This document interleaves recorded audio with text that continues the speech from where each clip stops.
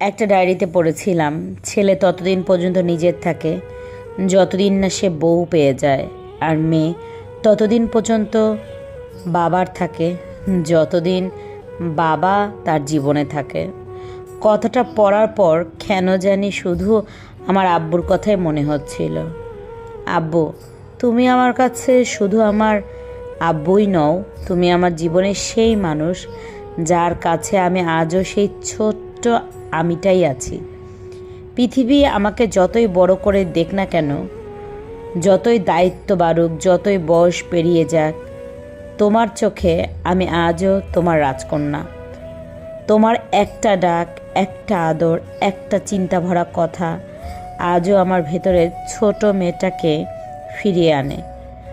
আব্বু, মেয়েরা বড় হয়ে যায় ঠিকই, সংসারও করে, একদিন নিজেরও ঘর হয়, কিন্তু আব্বুর ভালোবাসা বা বাবা মার ভালোবাসা তারা কখনোই বড় হয় না।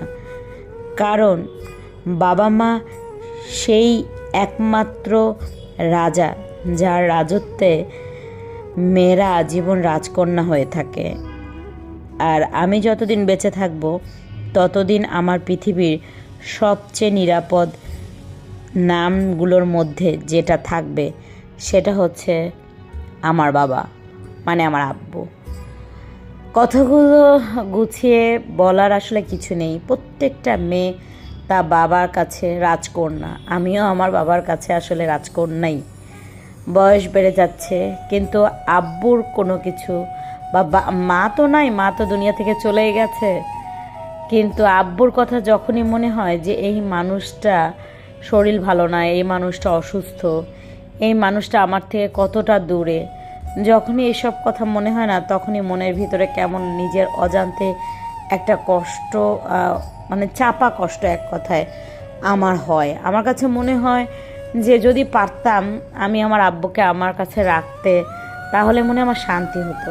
কিন্তু চাইলেও আম্মু চলে যাওয়ার পর আমার আব্বুকে এনে আমি রাখতে পারছি না। না না, আমার হাজব্যান্ড এখানে কোনো ফ্যাক্ট না, আসলে আমার আব্বুই নিজে আসতে চায় না। কারণ আব্বু তার নিজের বাড়ি, নিজের ঘর, নিজের সংসার ফেলে নিজের ছেলের নাতি নাতনি, ছেলের বউকে ফেলে আসতে চায় না। কিন্তু আমি মেয়ে হয়ে প্রতিটা সময় আমার বাবাকে ফিল করি। আমার কাছে কেবলই মনে হয় যে মা তো চলে গেছে, কবে যেন আমার মাথার উপর থেকে আমার বাবার ছায়াটাও চলে যায়, তাই ভীষণ ভয় কাজ করে। সব সময় দোয়া করি তুমি যেন সুস্থ থাকো, সই সালামতে থাকো। আসলে বাবারা যে কি সেটা আসলে